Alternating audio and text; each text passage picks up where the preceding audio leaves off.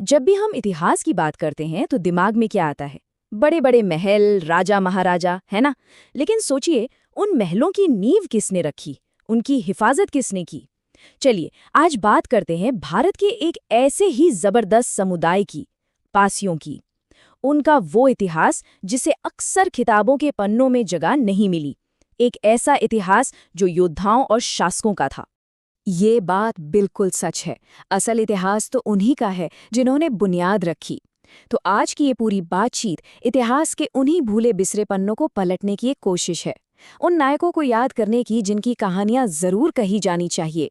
तो चलिए शुरू करते हैं।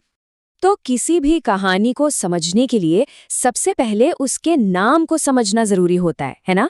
पासी समुदाय की पहचान, उनकी शक्ति, उनका पूरा वजूद, सब कुछ उनके नाम के मतलब में ही छिपा हुआ है।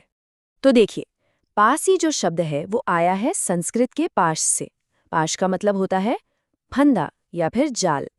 और ये सिर्फ एक नाम नहीं था, ये उनकी पहचान थी, उनकी कला थी। जरा सोचिए, वो इस कला में कितने माहिर होंगे।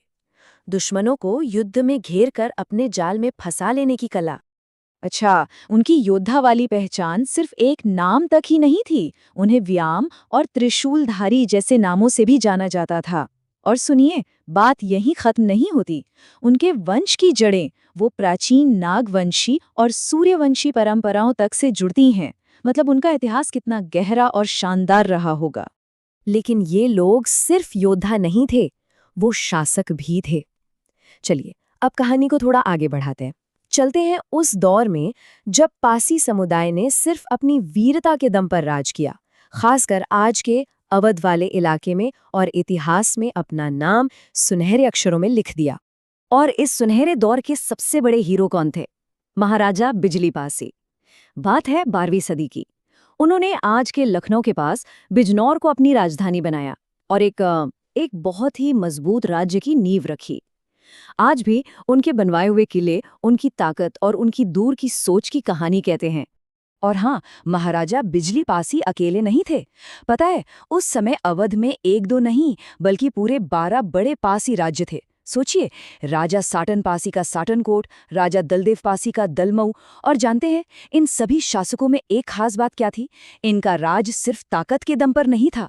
नहीं, इनका राज टिका था इंसाफ और अपनी प्रजा की भलाई पर। तो शासन के उस सुनहरे दौर के बाद अब कहानी एक ऐसे मोड़ कर पहुंचती है, एक ऐसे पल पर जिसने इस समुदाय की बहादुरी को इतिहास में हमेशा हमेशा के लिए अमर कर दिया। साल था 1857, भारत की पहली आज़ादी की लड़ाई। और इस लड़ाई में एक ऐसी हीरोइन थी जिनकी बहादुरी की मिसाल मिलना मुश्किल है। इस तारीख को जरा ध्यान से सुनिए। 16 नवंबर 1857, जगह थी लखनऊ का सिकंदर बाग। हालात ये थे कि ब्रिटिश फौजों ने पूरे बाग को चारों तरफ से घेर लिया था। और अंदर अंदर थे 2000 से ज्यादा हिंदुस्तानी सिपाही। उनके लिए वहां से बच निकलना लगभग नामुमकिन था। लेकिन इसी नामुमकिन सी लगने वाली लड़ाई के बीच एक सवाल उठता है कि आखिर कैसे कैसे एक अकेली योद्धा ने दुश्मन की पूरी फौज को घंटों तक रोके रखा। बस यहीं से शुरू होती है वीरांगना ऊदा देवी पासी की वो कहानी जो आज भी रोंगटे खड़े कर देती है। तो हुआ ये कि ऊदा देवी ने पुरुषों के कपड़े पहने, अपनी बंदूक और गोलियां ली और सिकंदर बाग के अंदर एक ऊंचे से पीपल के पेड़ पर चढ़ गईं। और फिर वहां से उन्होंने जो मोर्चा संभाला, एक एक करके ब्रिटिश फौज के 32 सिपाही और अफसर उन्होंने ढेर कर दिए। 32। उनकी इस अकेली लड़ाई ने अंग्रेजों के हमले की जैसे कमर ही तोड़ दी थी। और फिर जब उनकी गोलियां खत्म हो गईं और वो शहीद होकर नीचे आईं, तब जाकर ब्रिटिश फौज को पता चला कि वो अजय निशानेबाज जिसने उन्हें इतना बड़ा नुकसान पहुंचाया, वो कोई आदमी नहीं बल्कि एक औरत थी। कहा तो ये भी जाता है कि जो ब्रिटिश कमांडर उस हमले को लीड कर रहा था, उसने भी उनकी बहादुरी के सामने सिर झुकाया, अपनी हैट उतारी और उन्हें सम्मान दिया। वाकई उनकी शहादत ने यह साबित कर दिया कि बहादुरी का किसी जेंडर से कोई लेना देना नहीं होता।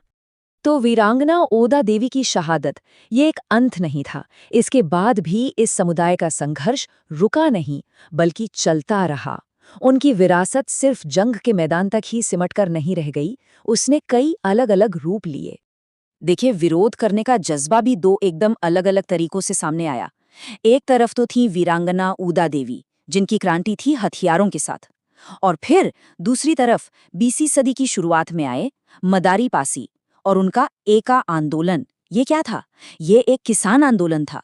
इसका मकसद था अंग्रेजों और जमींदारों के ऊंचे और गैर कानूनी लगान के खिलाफ किसानों को एक करना। और ये आंदोलन ये पूरी तरह से अहिंसक था। इससे क्या पता चलता है? यही कि इस समुदाय ने आज़ादी की लड़ाई में हर तरह से, हर मोर्चे पर अपना योगदान दिया। तो ये तो हुई लड़ाई और आंदोलन की बातें। लेकिन मैदान से हटकर देखें तो पासी समुदाय की एक बहुत ही समृद्ध सांस्कृतिक विरासत भी है। ये लोग शक्ति के उपासक हैं और इनके नायकों की कहानियां, इनकी वीर गाथाएं, वो आज भी लोकगीतों और कहानियों में जिंदा हैं, बिल्कुल आल्हा उदल की कहानियों की तरह। ये लोग अपने पूर्वजों की जयंतियां और शहादत दिवस बहुत गर्व से मनाते हैं और ये दिखाता है कि वो अपनी जड़ों से, अपने इतिहास से कितना गहरा जुड़े हुए हैं। और जानते हैं, यही जज्बा, यही विरासत आज भी जिंदा है।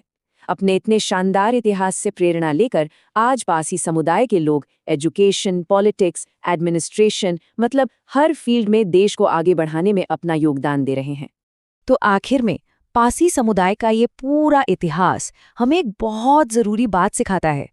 यह हमें याद दिलाता है कि इतिहास सिर्फ कुछ गिने चुने लोगों की कहानी का नाम नहीं है। सोचिए, ऐसी न जाने कितनी ही कहानियां होंगी, कितने ही ऐसे हीरो होंगे जिनकी गाथाएं अब तक कही ही नहीं गईं। तो सवाल यही है कि और कौन सी कहानियां हैं जो सुने जाने का इंतजार कर रही हैं।